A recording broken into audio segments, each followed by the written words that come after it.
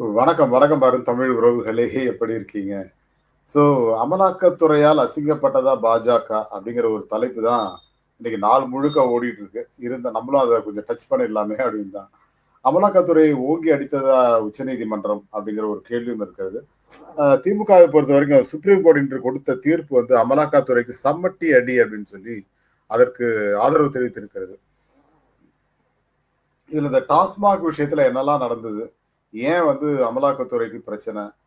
உயர்நீதிமன்றம் வந்து அ தமிழ்நாடு அரசு வந்து அ டாஸ்மாக் துறை டாஸ்மாக்ங்கிறது ஒரு துறை கூட கிடையாது. ஒரு நிறுவனம். அந்த நிறுவனத்துல மொத்தமா வந்து விசாரிக்கக் கூடாது அப்படின்றத வந்து உயர்நீதிமன்றத்துல கேட்டாங்க. உயர்நீதிமன்றம் அதை மறுத்தது. இடி வந்து விசாரிக்கலாம்னு சொன்னாங்க. ஆனால் உச்சநீதிமன்றம் மிகப்பெரிய ஒரு சம்பட்டி அடியை அடித்திருக்கிறது. அது என்ன அப்படிங்கிறத பத்தி விரிவா பார்க்கலாம். அதுக்கு முன்னாடி உங்களுடைய கருத்துக்கள்